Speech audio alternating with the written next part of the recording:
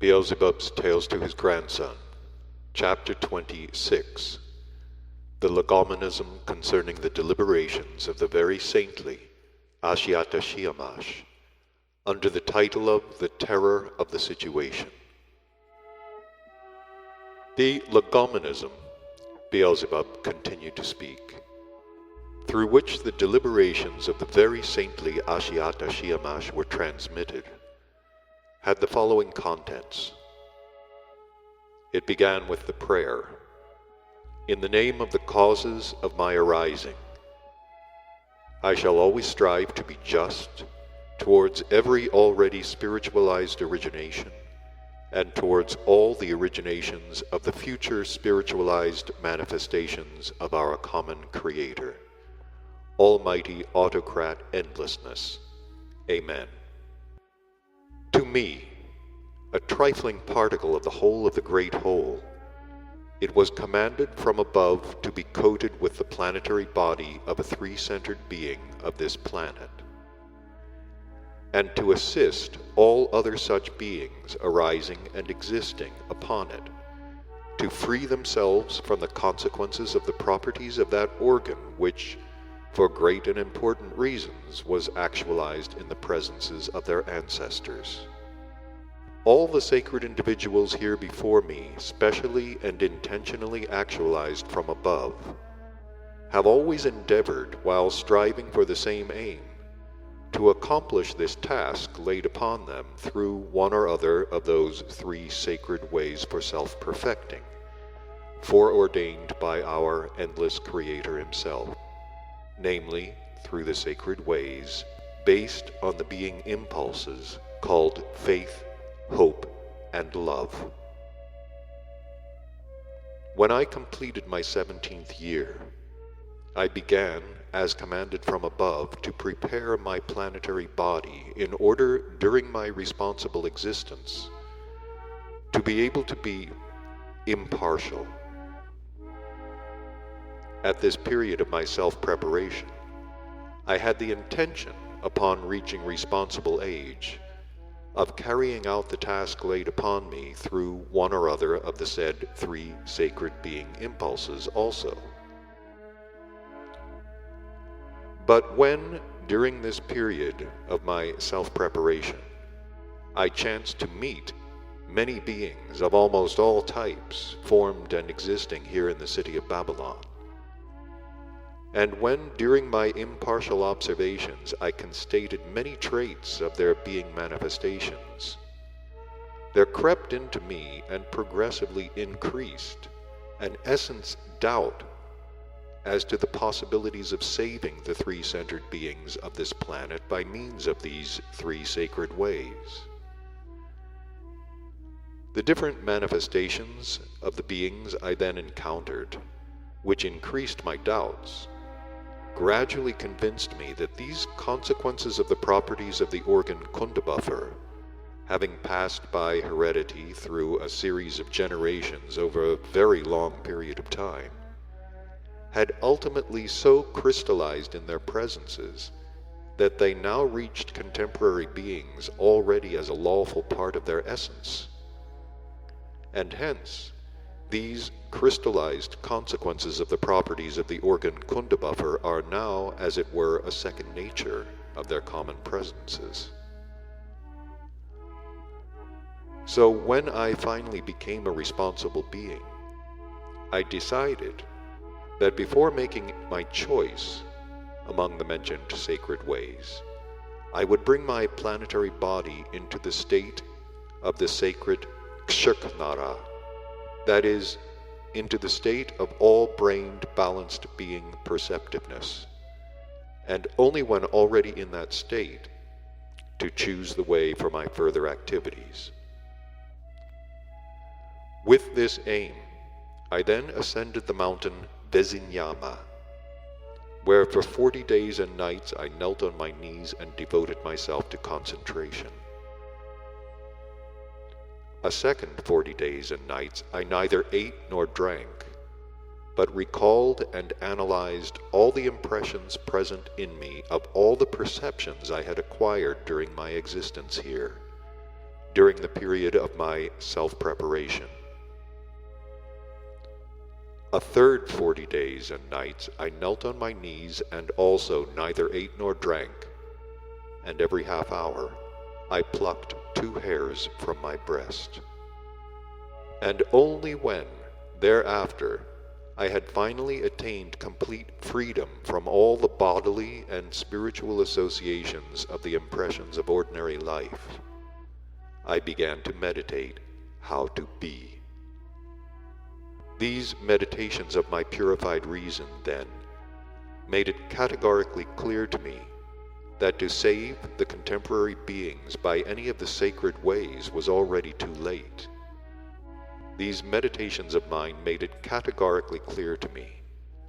that all the genuine functions proper to man being, as they are proper to all the 3-centered beings of our great universe, had already degenerated in their remote ancestors into other functions, namely into functions included among the properties of the organ Kundabuffer, which were very similar to the genuine sacred being functions of faith, love, and hope. And this degeneration occurred in all probability in consequence of the fact that when the organ Kundabuffer had been destroyed in these ancestors, and they had also acquired in themselves factors for the genuine sacred being impulses then, as the taste of many of the properties of the organ Kundabuffer still remained in them, these properties of the organ Kundabuffer, which resembled these 3 sacred impulses, became gradually mixed with the latter, with the result that there were crystallized in their psyche the factors for the impulses faith, love, and hope, which, although similar to the genuine, were nevertheless somehow or other quite distinct. The contemporary 3-centered beings here do at times believe, love, and hope with their reason as well as with their feelings.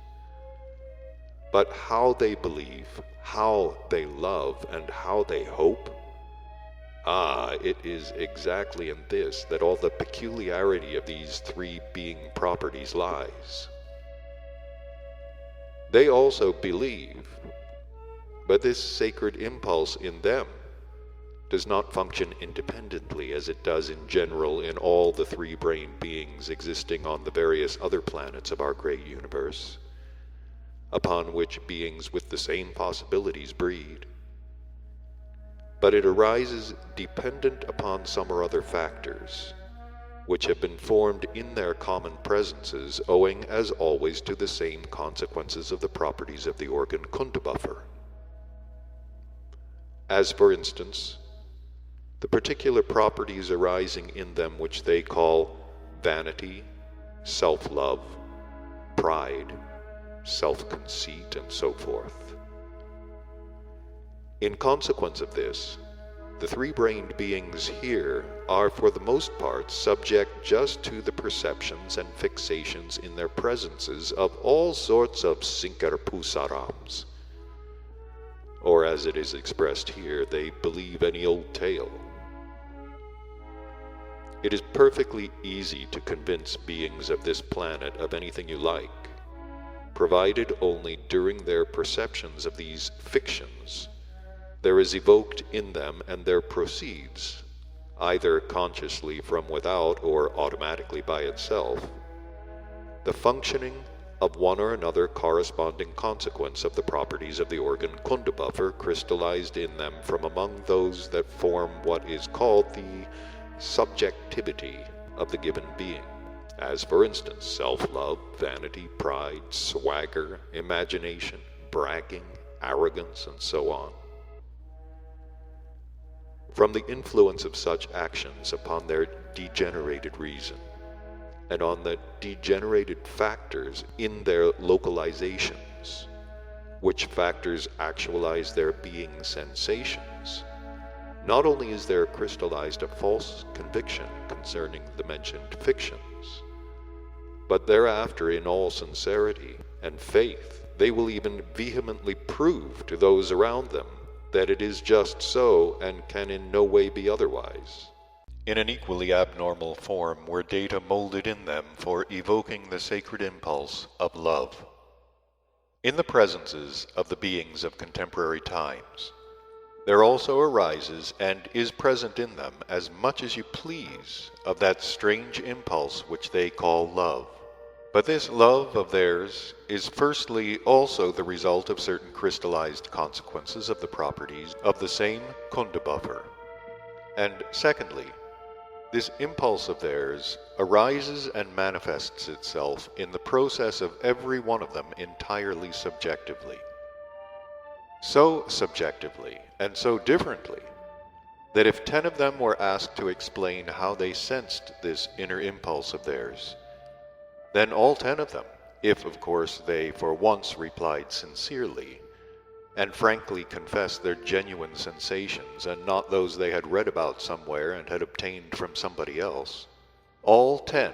would reply differently and describe 10 different sensations. One would explain the sensation in the sexual sense, another in the sense of pity, a third in the sense of desire for submission, a fourth in a common craze for outer things, and so on and so forth. But not one of the 10 could describe even remotely the sensation of genuine love. And none of them would, because in none of the ordinary beings men here has there ever been for a long time any sensation of the sacred being impulse of genuine love. And without this taste, they cannot even vaguely describe that most beatific, sacred being impulse in the presence of every three-centered being of the whole universe, which, in accordance with the divine foresight of great nature, forms those data in us, from the result of the experiencing of which we can blissfully rest from the meritorious labors actualized by us for the purpose of self-perfection. Here in these times, when one of those three-brained beings loves somebody or other, then he loves him either because the latter always encourages and undeservingly flatters him, or because his nose is much like the nose of that female or male with whom, thanks to the cosmic law of polarity or type, a relation is established which has not yet been broken. Or finally, he loves him only because the latter's uncle is in a big way of business and may one day give him a boost, and so on and so forth. But never do beings men here love with genuine, impartial, and non-egoistic love. Thanks to this kind of love in the contemporary beings here, their hereditary predispositions to the crystallizations of the consequences of the properties of the organ Kundabuffer are crystallized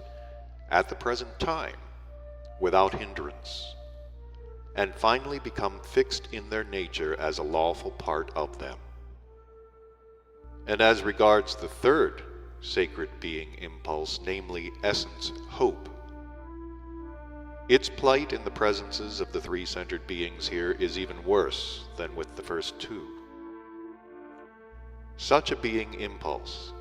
has not only finally adapted itself in them to the whole of their presences in a distorted form, but this maleficent, strange hope, newly formed in them, which has taken the place of the being impulse of sacred hope, is now already the principal reason why factors can no longer be acquired in them for the functioning of the genuine being impulse of faith, love, and hope. In consequence of this newly formed abnormal hope of theirs, they always hope in something, and thereby all those possibilities are constantly being paralyzed in them, which arise in them either intentionally from without or accidentally by themselves, which possibilities could perhaps destroy in their presences their hereditary predispositions to the crystallizations of the consequences of the properties of the organ kunda buffer. When I returned from the mountain Bezinyama to the city of Babylon, I continued my observations in order to make it clear whether it was not possible somehow or other to help these unfortunates in some other way. During the period of my year of special observations on all of their manifestations and perceptions, I made it categorically clear to myself that although the factors for engendering in their presences the sacred being impulses of faith, hope, and love are already quite degenerated in the beings of this planet, nevertheless, the factor which ought to engender that being impulse on which the whole psyche of beings of a three-brain system is in general based, and which impulse exists under the name of objective conscience, is not yet atrophied in them, but remains in their presences almost in its primordial state, thanks to the abnormally established conditions of external ordinary being existence existing here. This factor has gradually penetrated and become embedded in that consciousness, which is here called subconsciousness, in consequence of which it takes no part whatever in the functioning of their ordinary consciousness. Well then, it was just then that I indubitably understood with all the separate ruminating parts representing the whole of my I, that if the functioning of that being factor still surviving in their common presences were to participate in the general functioning of that consciousness of theirs, in which they pass their daily, as they here say, waking existence, only then would it still be possible to save the contemporary three-brained beings here from the consequences of the properties of that organ, which was intentionally implanted into their first ancestors. My further meditations then confirmed for me that it would be possible to attain this only if their general being existence were to flow for a long time under foreseeingly corresponding conditions. When all the above mentioned was completely transubstantiated in me, I decided to consecrate the whole of myself from that time on to the creation here of such conditions that the functioning of the sacred conscience still surviving in their subconsciousness might gradually pass into the functioning of their ordinary consciousness. May the blessing of our almighty, omni-loving, common Father, unibeing Creator, endlessness, be upon my decision. Amen. Thus ended the Legominism concerning the deliberations of the very saintly, incomparable Ashiata Shiemash, under the title of The Terror of the Situation. So, my boy, when, as I have already told you, early in my last descent in person onto the surface of your planet, I first became acquainted in detail with this Legominism, which I've just repeated, I had at once become interested in the deductions of this later most high, very saintly common cosmic individual Ashiata Shiemash.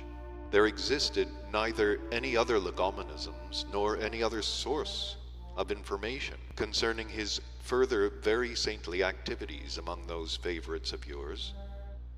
So I then decided to investigate in detail and without fail to make clear to myself which were the measures he took and how he subsequently actualized them in order to help these unfortunates to deliver themselves from the consequences of the properties of the organ kunda buffer which had passed to them by heredity and were so maleficent for them. And so, as one of my chief tasks during this last sojourn of mine in person there on the surface of your planet, I made a detailed investigation and elucidation of the whole of the further, very saintly activities there among your favorites, of that great, essence-loving, most high, very saintly common cosmic individual, Ashiata Shiemash. And as regards that marble tablet, which has by chance survived since the time of the very saintly activities of the great Ashiata Shiemash, and is now there the principal sacred relic of the brotherhood of the initiated beings called the Brotherhood Olbagmek. I happened to see and read the contents engraved on it during this last sojourn of mine there. During my subsequent elucidations, it turned out that later on, when this very saintly Ashiata Shiemash had established there the particular conditions of ordinary being existence which he had planned, several of these tablets were, on his advice and initiative, set up in corresponding places of many of the large towns, and there were engraved upon them all kinds of sayings and counsels for corresponding existence. But when their big wars later on again began,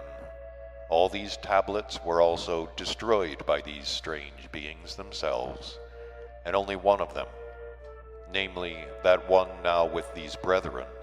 somehow survived, as I've already told you, and is now the property of this brotherhood. On this still surviving marble were inscriptions concerning the sacred being impulses called faith, love, and hope. Namely, faith, love, and hope.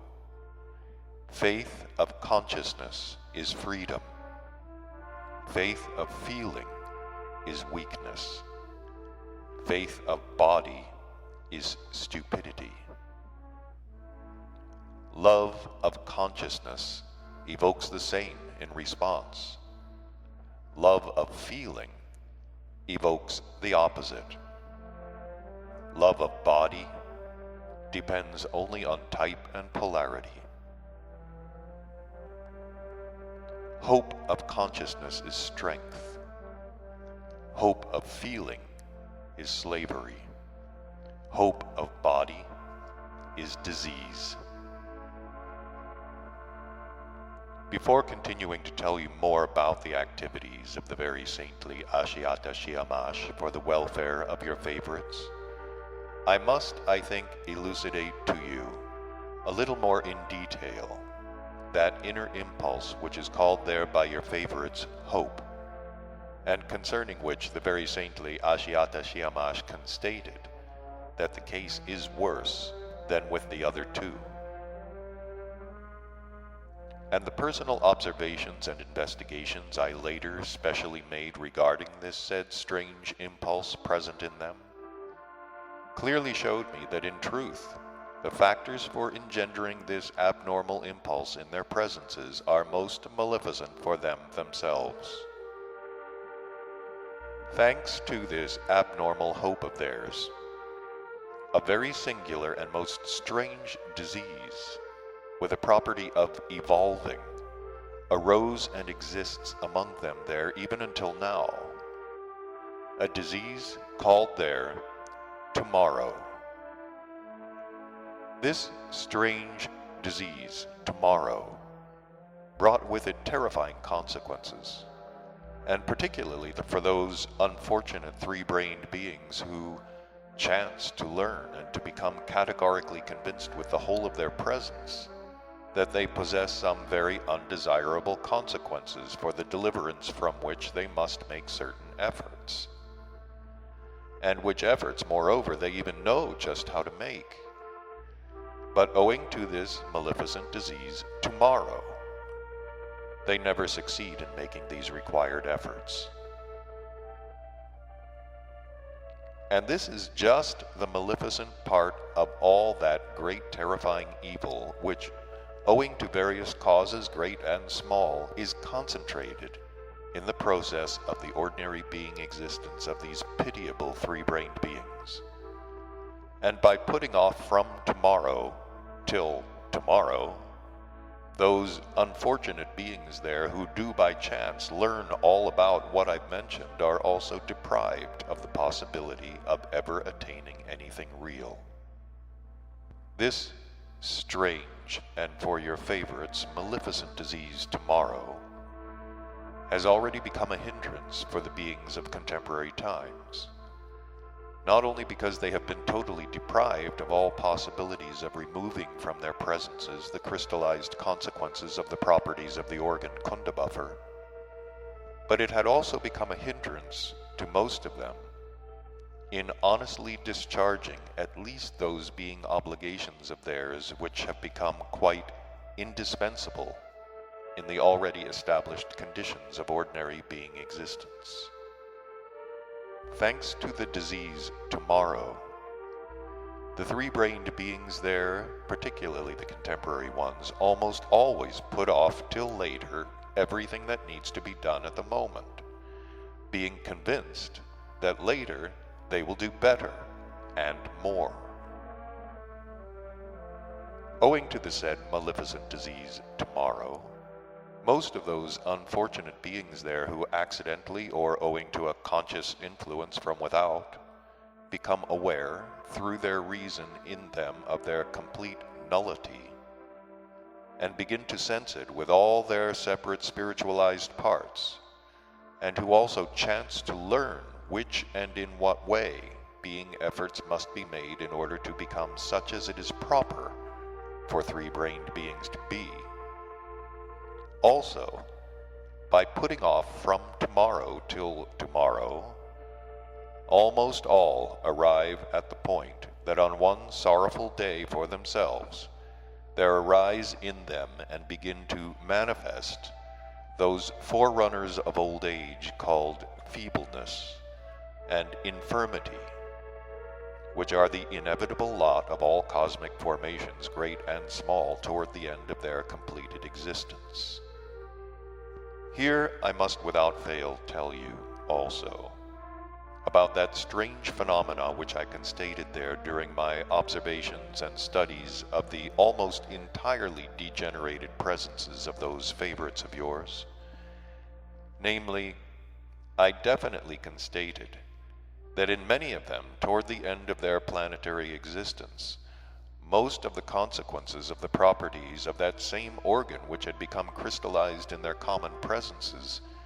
begin to atrophy of their own accord, and some of them even entirely disappear, in consequence of which these beings begin to see and sense reality a little better. In such cases, a strong desire appears in the common presences of such favorites of yours to work upon themselves, to work, as they say, for the salvation of their soul.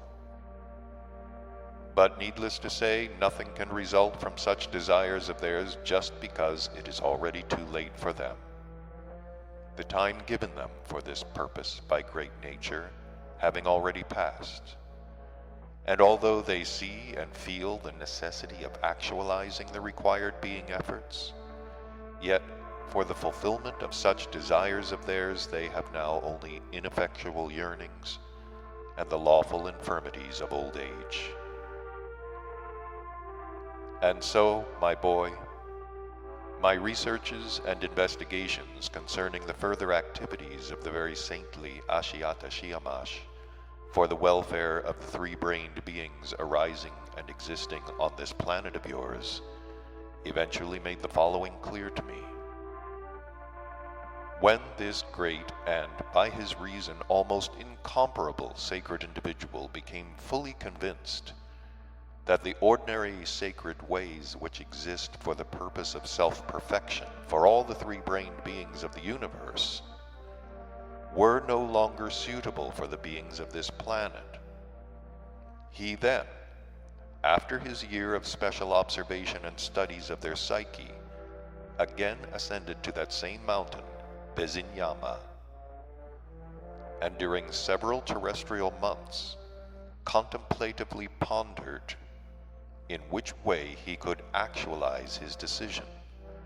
that is, to save the beings of this planet from those hereditary predispositions to the crystallizations of the consequences of the properties of the organ kunda buffer, by means of those data which survived in their subconsciousness,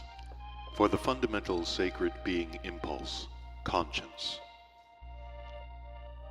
These ponderings of his then, first of all, fully convinced him that though it were indeed possible to save them by means of the data which survived in their common presences for engendering this sacred being impulse, nevertheless, it would only be possible if the manifestations of these data which survived in their subconsciousness were to participate without fail in the functioning of that consciousness of theirs, under the direction of which their daily waking existence flows. And furthermore, if this being impulse were to be manifested over a long period through every aspect of this consciousness of theirs,